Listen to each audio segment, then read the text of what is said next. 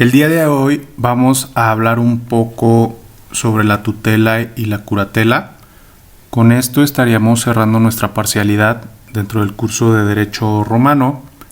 Es muy importante establecer a estas dos figuras jurídicas. Hoy en la actualidad prevalecen en nuestro sistema jurídico mexicano, pero por supuesto su origen surge de Roma, surge de una necesidad de orden público y hasta la fecha podemos identificarlas, aunque con algunas variantes. En primera instancia, hablemos de la tutela. La tutela romana surge porque hay casos en los que las personas, los romanos, pues no pueden ejercer sus derechos ni cumplir con sus obligaciones por sí mismos. Recordemos los conceptos de capacidad jurídica, capacidad de goce, capacidad de ejercicio. En muchas ocasiones una persona, un romano, tenía esa capacidad de goce, esa aptitud para ser sujeto de derechos, de obligaciones. Sin embargo, carecía de capacidad de ejercicio, en primera instancia, por encontrarse en falta de edad, es decir, por no cumplir con la edad adecuada y por consiguiente con el desarrollo fisiológico, con el desarrollo humano suficiente para comprender los actos que se derivaban de la convivencia social romana y que tenían que ver con su patrimonio y con esa esfera de derechos y obligaciones a los que estaban compelidos a ejercitar o bien a cumplir en el caso de las obligaciones. De igual forma, por obvias razones, por razones pues un tanto primitivas, tradicionales, en Roma se establecía que toda mujer requería de una tutela, aunque hubiese mujeres con patrimonio, aunque hubiese mujeres ingenuas, esto es que nacían en libertad, pues de todas formas los romanos establecían una necesidad de tutela que vamos a ver en el transcurso de esta exposición. Estas personas requieren de alguien que los represente, que en este caso es el tutor, precisamente porque el tutor va a complementar esa capacidad de goce con consejos, con administración de bienes, entre otras cosas. Realmente hablamos de que los romanos sí se preocupaban por el hecho de que aquella persona que no tenía la edad suficiente para una adecuada toma de decisiones tuviera una ayuda, tuviera un tutor, tuviera un representante. De igual forma la mujer, como ya lo he expuesto, pues una mujer derivado de su condición social, derivado de las tradiciones, requería de un tutor. La función de la tutela se circunscribe a dar protección física, pero también a la ayuda a una actividad subsidiaria en la administración de su patrimonio a los incapaces, ya que, pues bueno, los romanos consideraban a las mujeres, a los impúberes, a los infantes, una presa fácil, por así decirlo, de quienes querían sacar provecho de otras personas dentro de Roma, pues que principalmente por la inexperiencia, en cierta parte por la debilidad, por la poca cognición derivada de la falta de desarrollo humano, podían aprovecharse y obviamente pues obtener un lucro ilícito en detrimento de sus patrimonios. Hablar de la tutela es hablar de una función de orden público, de una carga pública y por consiguiente de un esquema obligatorio, es decir, de una obligación legal de desempeñar la tutela para con las personas faltas de edad y también con las personas del género femenino en Roma. ¿Cómo se designaba un tutor? La ley de las 12 tablas dentro de la República concedían al paterfamilias el derecho a designar a un tutor testamentario para su hijo. Dentro del testamento, el paterfamilias podía disponer quién se iba a ocupar de la tutela. Posteriormente, el emperador Marco Aurelio pues creó un pretor especializado en cuestiones tutelares, muy al estilo a lo que tenemos hoy dentro de la administración de justicia.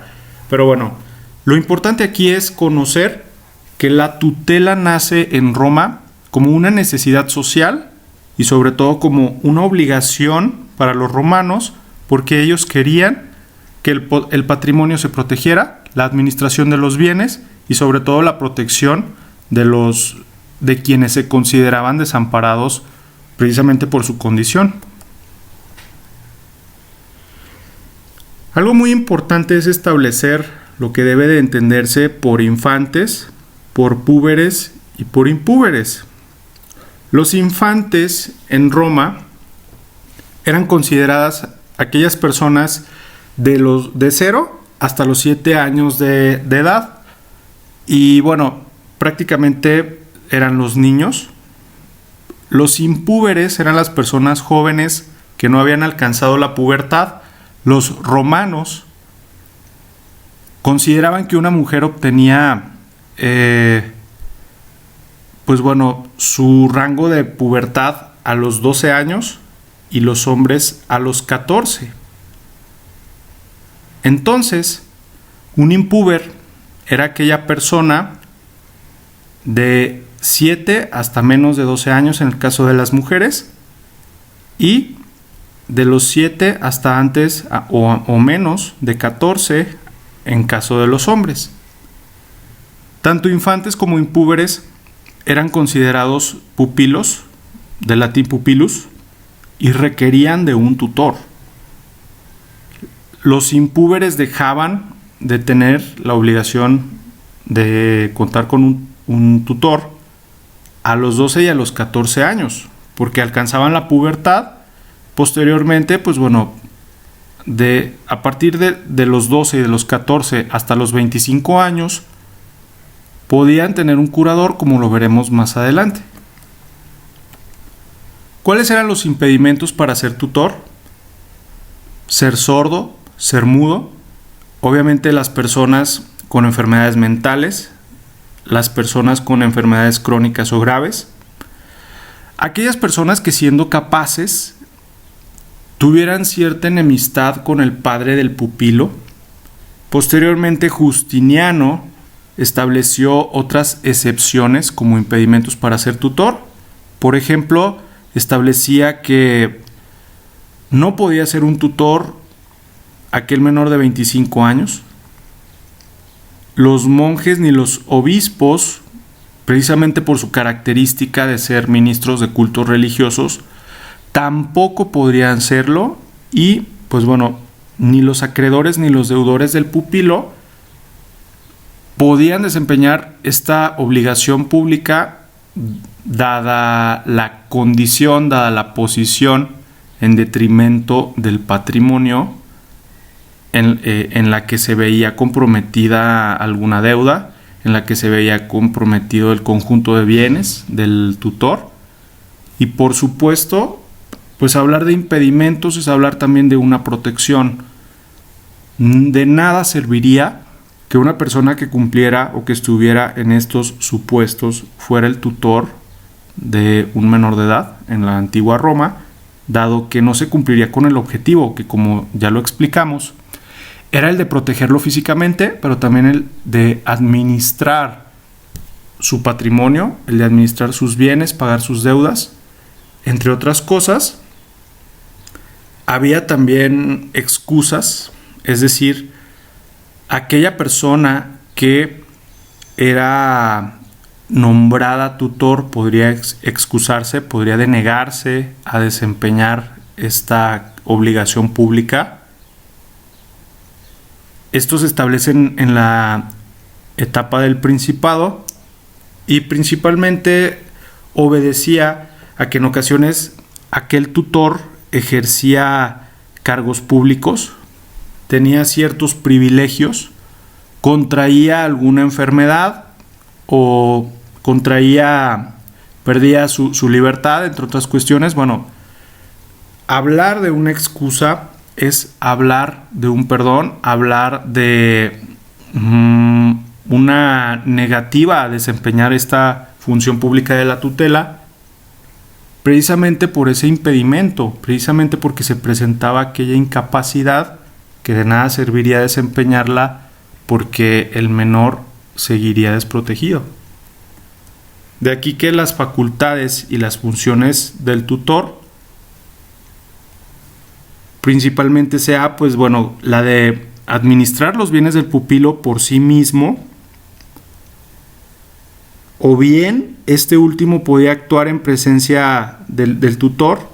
El tutor únicamente le daba una autorización. Esta autorización, en la cual el propio pupilo, el propio menor, actuaba por sí mismo, pero en presencia de su tutor, se denominaba la autoritatis interposito. La autoritatis interposito precisamente era ese complemento, esa autorización del tutor hacia el pupilo para que pudiese desempeñar aquellos actos de administración de bienes basados en su decisión, pero con un complemento obvio de una persona capaz, como lo era su protector, como lo era su tutor.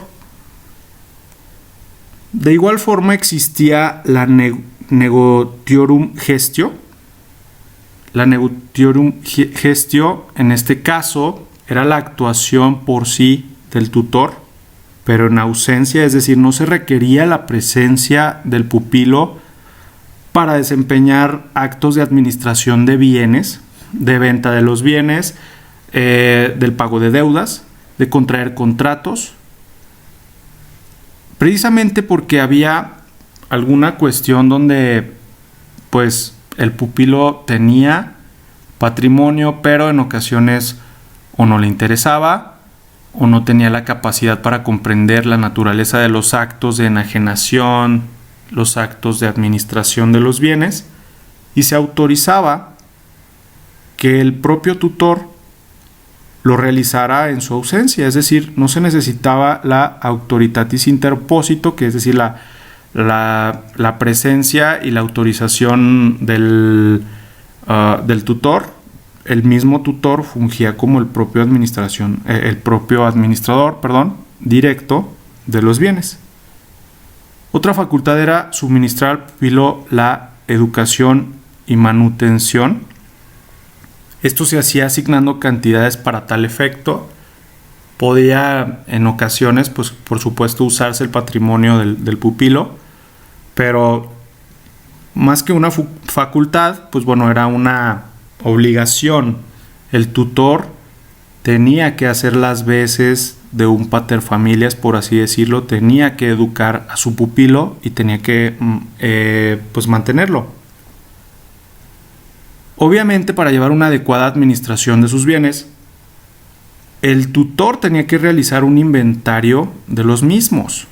Es decir, tenía que llevar un control, tenía que saber cuántos bienes, su valor, entre otras cuestiones que debía de conocer para llevar esa administración de modo eficiente, de modo eficaz.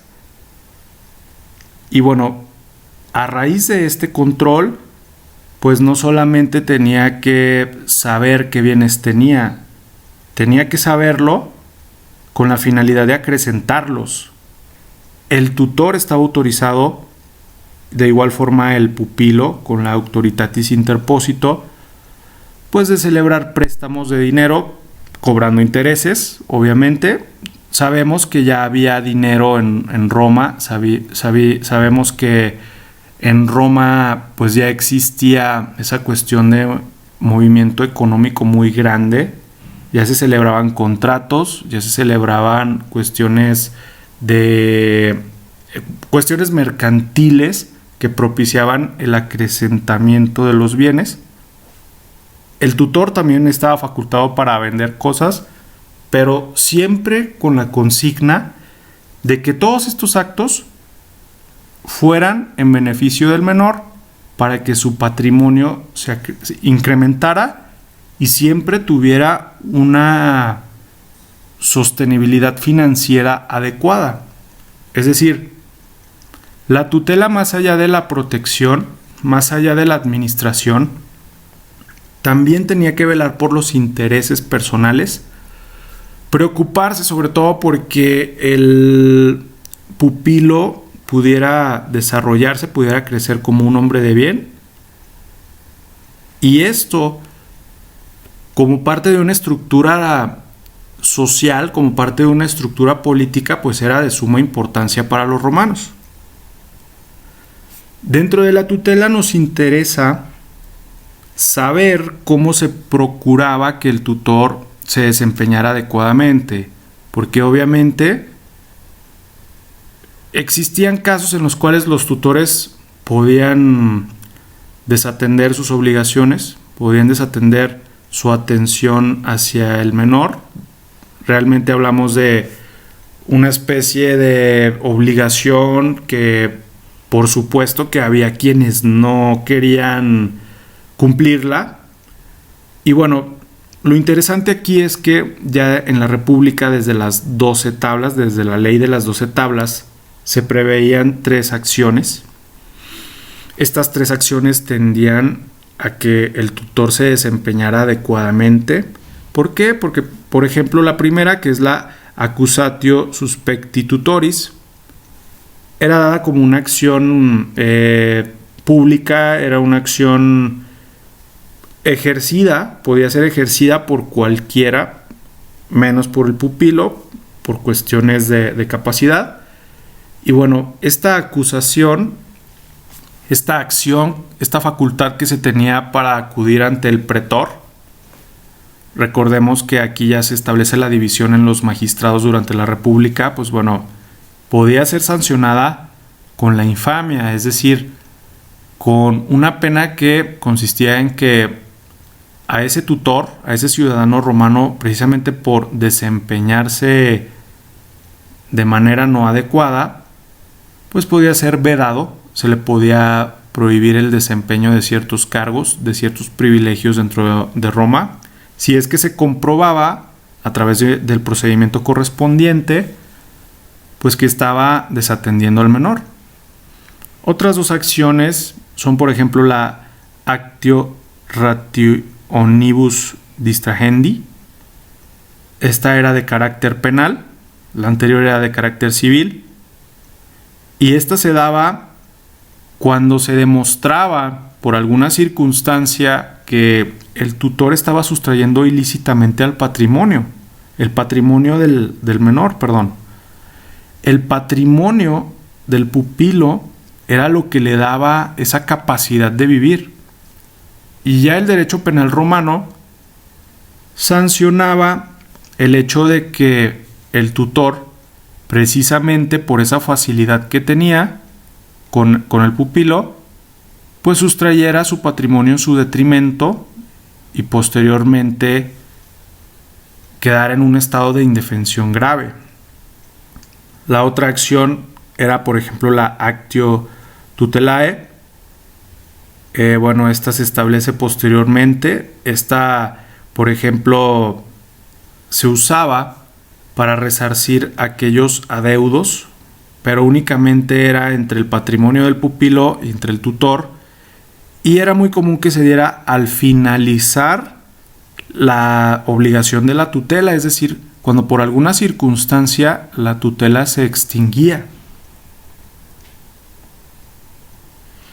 Hablando de ese tema, de la extinción de la tutela, podemos decir que la tutela ya no estaba vigente, perdía sus efectos. Cuando el pupilo llegaba a la pubertad, recuerden que la pubertad se establece como una edad distinta para las mujeres y para los hombres. Deja de ser el pupilo un impúber, se convierte en un púber. También, pues bueno, ese pupilo podría haber caído en alguna causal de pérdida de la ciudadanía, de la libertad. podría estar en una capitis deminutio, esto es, recuerden que la capitis deminutio se da cuando se pierde la personalidad, los estatus de los que ya hemos hablado. También, por obvias cuestiones, pues bueno, cuando el pupilo fallecía, por supuesto que la tutela se extinguía.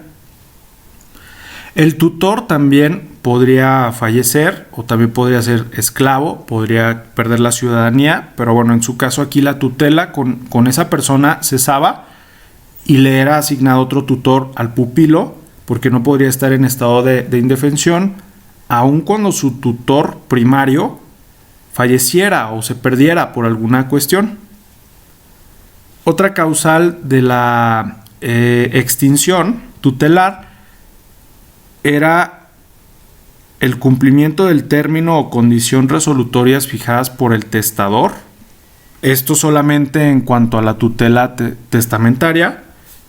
También, como ya lo vimos, pues bueno, el tutor podría excusarse, en su caso se nombraba a otra persona, o bien podía ser destituido porque no había administrado bien sus bienes, porque desatendía al menor, porque lo perjudicó, porque trató de robar en su esfera económica.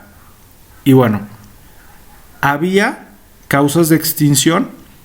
Ustedes lo van a analizar a fondo en el derecho civil, hablar de los tutores, de los curadores, por supuesto que es hablar del derecho contemporáneo en nuestro país, pero el objetivo, recuerden que es analizar los orígenes de estas dos figuras para que ustedes puedan comprender el porqué y la necesidad que aún hoy en día pues siguen siendo cuestiones de necesidad social. Son unas cargas, son unas obligaciones que por supuesto pues hay que saber su función y sobre todo su origen. Hablemos, antes de pasar a la curatela, de la tutela de las mujeres. Se había establecido por costumbres, se había establecido por esa posición que tenían las mujeres dentro de la familia romana. Y bueno, la tutela de ellas se llamaba la tutela mulierum. Realmente en este tipo de actos, en este tipo de cuestiones económicas, pues bueno, el tutor jamás actuaba como un gestor de negocios. En dichos actos, la mujer tenía la capacidad intelectual, la capacidad física de administrar sus bienes. Solamente actuaba como un complemento, realmente era absurdo, por así decirlo, porque pues la mujer podía tomar sus decisiones si es que tenía patrimonio, si es que tenía bienes, independientemente pues de lo que pudiese pretender la mujer con la administración. Pues bueno, el tutor debía de otorgar la autoritatis interposito, Pero bueno, la primera parte de esta exposición, como ya lo vimos, trata de la tutela de los pupilos. Hablar de la tutela de las mujeres, pues prácticamente es circunscribirnos a otra realidad social, a otra realidad donde la mujer todavía era considerada un ser inferior. Y bueno, no fue sino hasta el Imperio cuando Augusto declaró libre de tutela a las ingenuas con 3 hijos y a las libertas con 4. Poco a poco se va dejando esta esfera de desigualdad para la mujer. La mujer, pues ya mayor de edad, si es que tuviese patrimonio. Recordemos pues que también existía la manus cuando estaba casada. Tenía esta necesidad de un tutor, pero quiero que ustedes comprendan que esta tutela a la cual sometía a las mujeres pues realmente no era necesaria, era un tanto absurda, dado que solamente se veía como una formalidad. la mujer administraba sus bienes, realmente no requería de un tutor. Pasando ahora a la curatela, es necesario que ustedes distingan a esta figura de la tutela. Hoy en día en nuestro país, tutela y curatela así existen, así están previstas en el Código Civil con estas denominaciones. Sin embargo, en la antigua Roma la curatela podía pues realmente confundirse en muchas ocasiones con la tutela. El objetivo aquí es que habría que distinguir que la curatela complementa o asiste a la personalidad. Hoy en día, incluso en las disposiciones civiles desde hace algunos años, por supuesto que se ha reformado en la última década las cuestiones de la mayoría de edad, las cuestiones del matrimonio. Ustedes lo estudiarán en su curso. Ha tenido algunas variantes, pero en la antigua Roma la curatela era una especie de tutela que en este caso se otorgaba a aquellas personas por su inexperiencia o también por su incapacidad mental. Hoy en día, por ejemplo, la tutela puede asignársele tanto a un menor de edad como a un incapaz mental, pero en distintos términos. Aquí lo interesante es analizar la curatela desde una perspectiva subsidiaria, analizar la curatela romana como una función en la cual se representaba los intereses de aquel que ya era puber, por ejemplo, como ahorita lo veremos, del pródigo, de aquella persona que era persona pero no podía ejercitar sus derechos, sus obligaciones, precisamente por esa incapacidad física.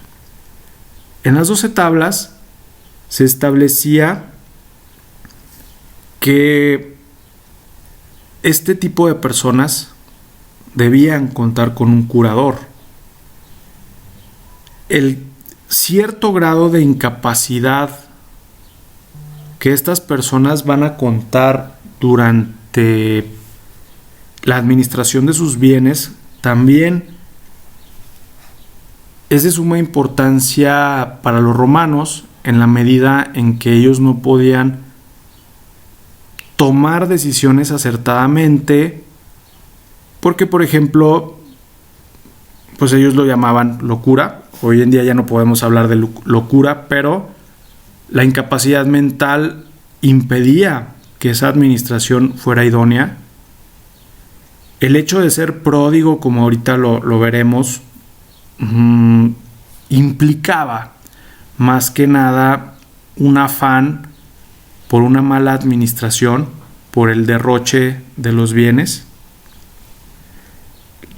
Pues bueno, obviamente había personas con incapacidad física, aquellas personas sordas, aquellas personas que no podían hablar, que eran los mudos, pero también, como acabo de mencionar hace unos instantes,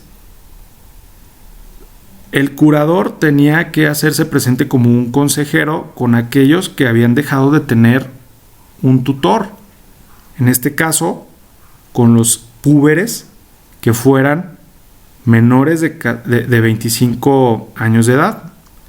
Habían alcanzado la pubertad por contar con 12 en el caso de las mujeres y 14 en el caso de los hombres, pero aún así un adolescente que no había cumplido 25 años de edad tenía inexperiencia, tenía un poco desarrollo en su personalidad, una poca capacidad de entendimiento, precisamente por sus cuestiones físicas, fisiológicas, mentales.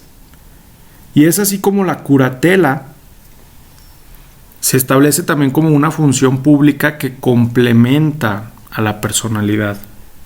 De aquí que el curador, al igual que el tutor, pues bueno, podía ser el pariente más cercano, o bien si esa persona que requería de esta figura del curador, pues no carecía de parentesco, carecía de alguien que pudiera hacerlo, él mismo era designado por el pretor.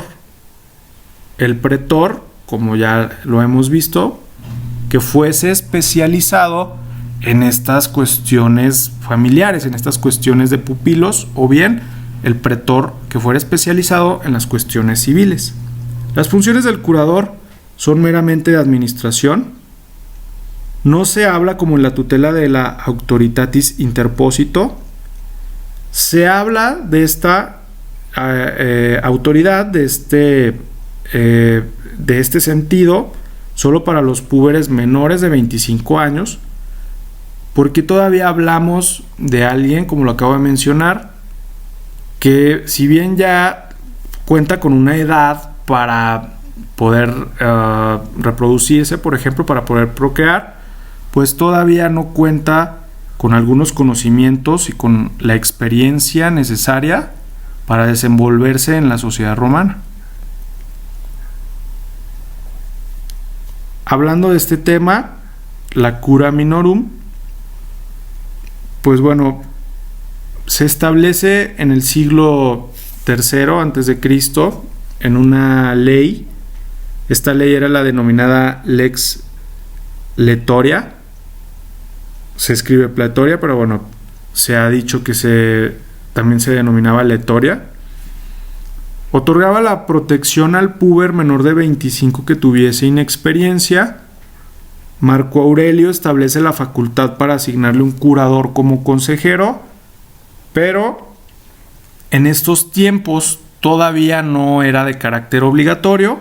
En estos tiempos, antes de que apareciese Justiniano en el poder, pues se hablaba como de una ayuda. Se pensaba que al extinguirse la tutela ya no se necesitaba la curatela. La curatela, en este sentido, hacía que el curador le diera consejos a ese púber, a esa persona menor de 25 años y mayor de 14, que requería saber de contratos, que requería de la administración de todo el conjunto de sus bienes. Y poco a poco se vuelve una obligación por el crecimiento de Roma, por el crecimiento de la población, pero sobre todo por esta problemática que origina el hecho de que una persona menor de 25 y mayor de 14 pues no pueda en verdad desenvolverse de manera adecuada en el mundo económico de la vida romana. El otro tipo de curatela es la cura prodigi. El pródigo era aquella persona que dilapidaba sus bienes, estos bienes como parte de alguna sucesión que los romanos, pues bueno, dentro del derecho sucesorio, dentro de los testamentos, consideraban que este cúmulo de propiedades de bienes debían ser preservadas, perduradas dentro de la familia, pero había aquellas personas que no sabían o que no podían administrar adecuadamente su dinero, su patrimonio, no tenían algún freno en los gastos, a lo mejor hacían un tipo de compra, un tipo de acto de enajenación de bienes, pues que les perjudicara. Y es aquí como nace esta figura del pródigo. Hoy en día también se habla en el derecho contemporáneo de la dilapidación de bienes. Lo importante aquí es que la ley de las 12 tablas designaba ya curadores a los parientes por agnación del pródigo, o en su caso, al igual que en la cura minorum, pues el pretor podía designar un curador que estuviese al tanto, porque sí se hablaba de una persona con la edad suficiente, una persona con capacidad de goce, pero esa capacidad de ejercicio que tenía estaba limitada. Y si esa capacidad de ejercicio siguiera, se le permitiera una libertad en cuanto a su capacidad de ejercicio, se perjudicaría al pródigo. Y es por eso que requiere de un consejero, de un curador, que efectivamente le ayude a administrar sus bienes para que esa persona se pueda desenvolver en Roma, en el mundo, en su vida, sin detrimento alguno. El último tipo de curatela es la cura furiosi. Era aplicable a personas que padecían de sus facultades mentales. Los pretores, los magistrados, denominaban este tipo de trastornos debido a la escasez de conocimientos científicos, los síntomas de locura, los locos. Cuando una persona presentaba estos síntomas, el magistrado designaba un curador. Furiosi también refiere a aquellas personas que precisamente por esos rasgos de locura eran furiosos en el sentido de efectivamente ser conflictivos, de tener un comportamiento de mucha ira, de mucha furia. Muy probablemente la esquizofrenia se hacía presente desde aquel entonces en Roma, y por esta circunstancia los magistrados, el derecho romano, los emperadores comenzaban a analizar la necesidad de establecer esta figura para esas personas, para los furiosi. Debían resarcir a la víctima en casos de delitos, no estaban exentos, esto es importante. Y bueno, el curador era aquella persona que lo representaba, que velaba por sus intereses. Aquí lo fundamental es que ustedes analicen estos tres tipos de curadores. En Roma, la curatela y la tutela eran dos figuras distintas. Una aplicaba